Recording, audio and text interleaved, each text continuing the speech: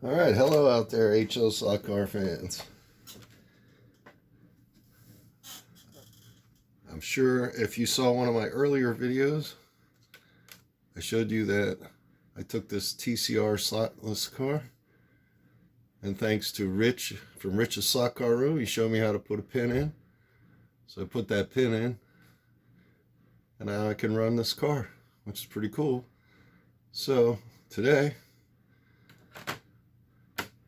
I dug out my other TCR slotless car. This is a Porsche 935, which has been sitting in my collection case since the day I bought it, God knows how many years ago, and never been able to race it.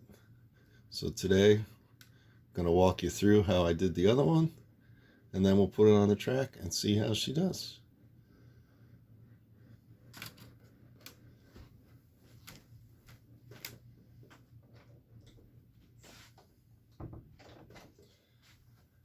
Not a lot of tools needed for this type of conversion. I only have 3 things sitting out on the table. I have a standard Tyco 440X2 guide pin,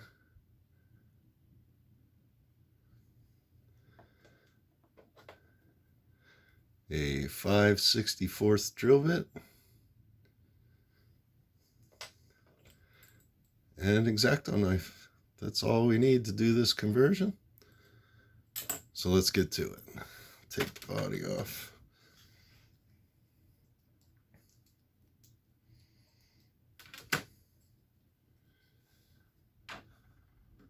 Compare it to the other one I did. Just barely above those 2 ridges. So let's get the drill out.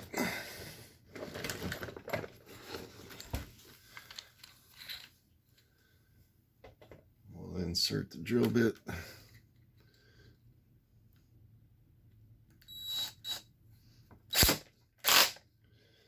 right. Now you want to put the hole, I don't know if you can see it on this camera or not. There's 2 little raised ridges there, one here, one here. You want it just about level with the top of those. You have a nice, I know Rich did a white paint on his. I didn't like that idea, but there is a marker right there in the middle for the middle of the chassis. So you're just going to come down a little from there and drill your hole.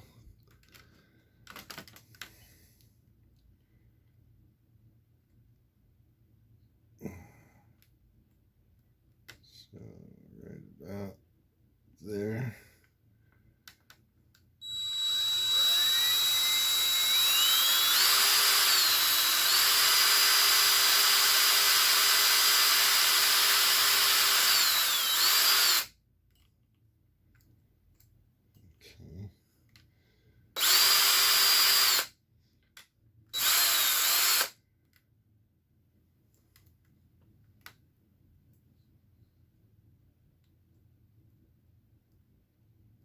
All right, that's drilled all the way through.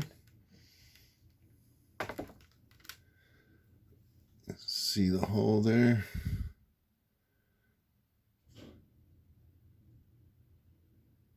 So now I just got to cut the notches in.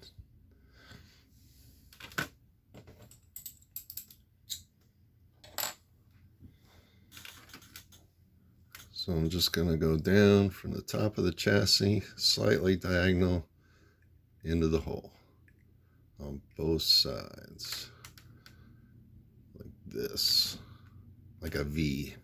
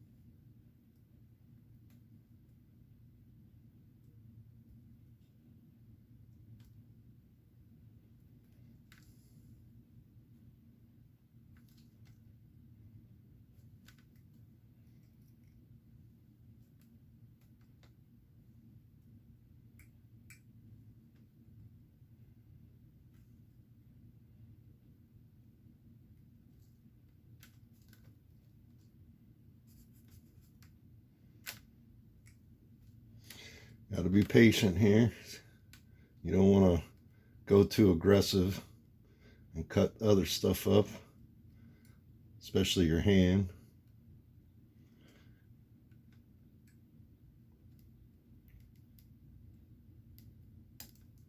And there we go, popped right out.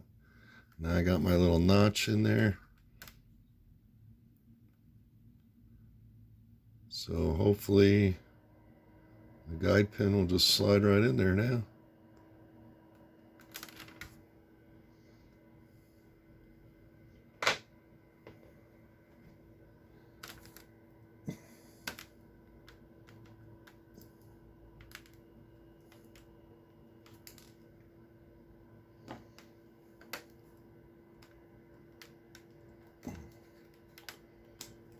Come on, baby.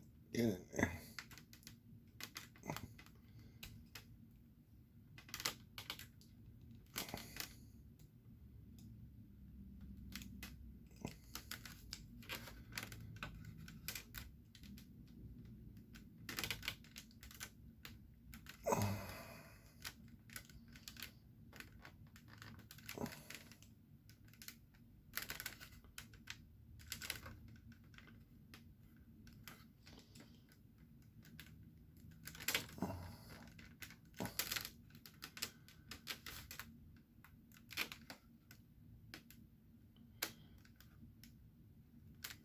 All right, there we go. Guide pin installed. Let's make sure it works.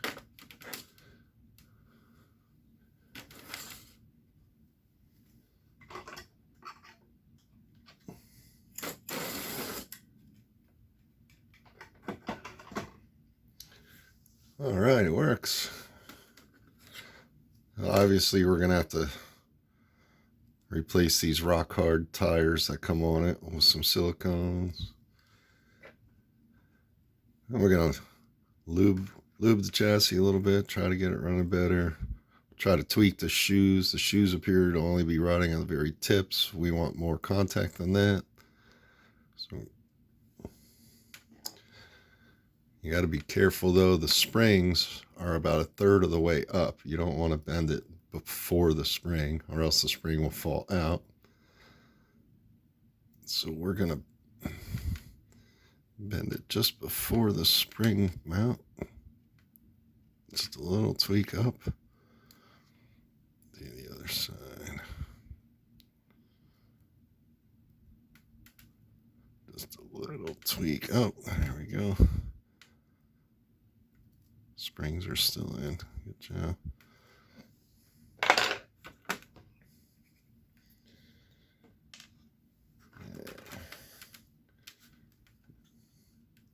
Put some oil here on the front of the chassis. Some in the back. And the friction points of the axle.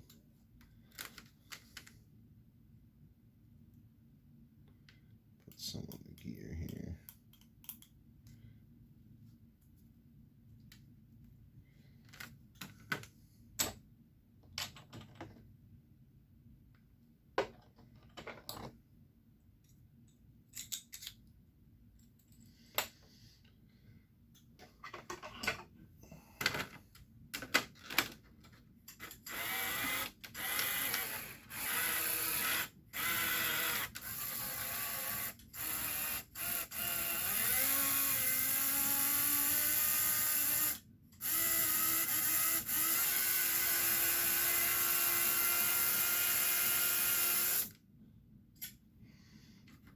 Does that white piece turn?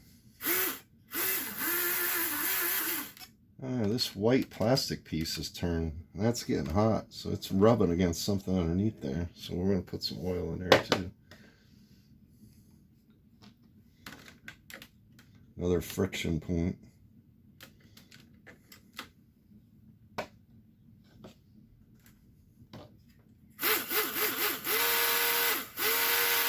Oh, that seemed to make it pick up RPMs, huh?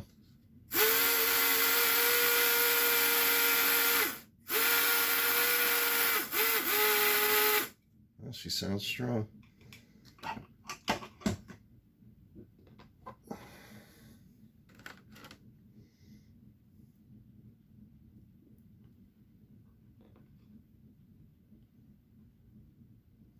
Got some silicone tires.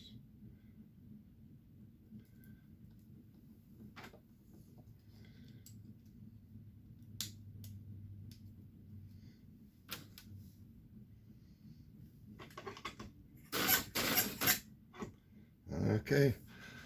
All right, we're going to take a couple laps now. Just let me reposition the camera. Okay, guys, welcome back. I tried to run this car for a couple laps to see how it would do before I put it on camera, and it didn't run that great, to be totally honest.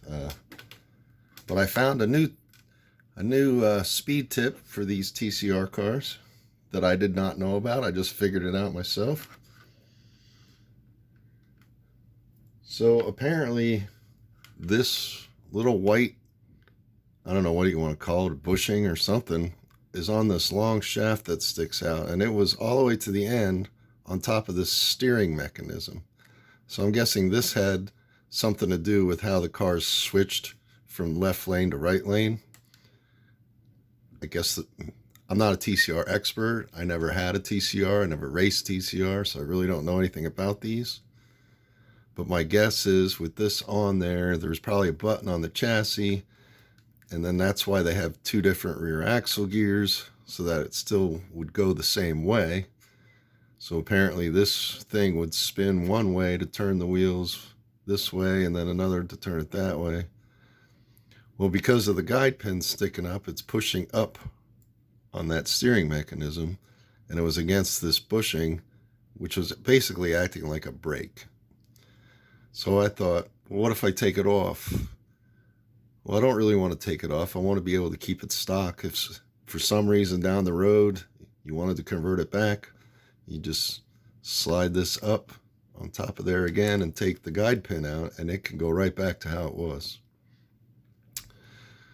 But once I took this bushing and moved it back, it freed up the front of the armature shaft.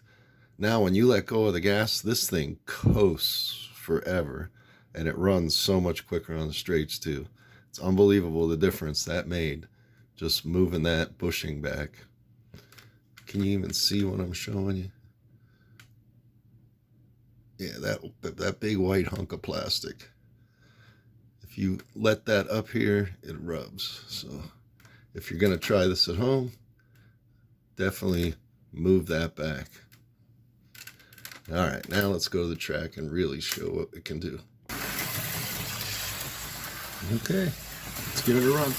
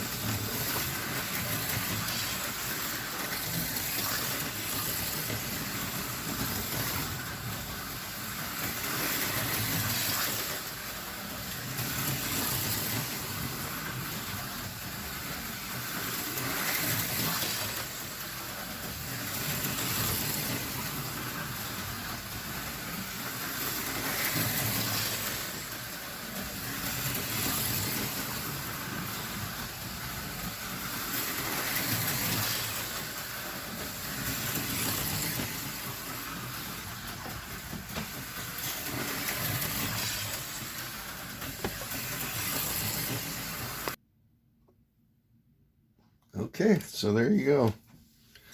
2 TCR Total Control Racing slotless cars doing laps at the Briningsville short track. How cool is that? Again, huge shout out to Rich of Rich's Slot Car Room for showing me how to do this. I'm totally hooked on these cars now. So Scott from Scott's House HO Racing, if you're watching this, don't leave TCR out of your searches for Tycos. Tyco made a lot of cool TCR bodies. And now that I know that I can run them on my slot track, I'm definitely interested in getting more of these. It's a whole new chassis. It opens up a whole new world of racing, which I like. So that's going to do it for this edition of the Gbud Speed Shop. I hope you liked today's video and have a good day.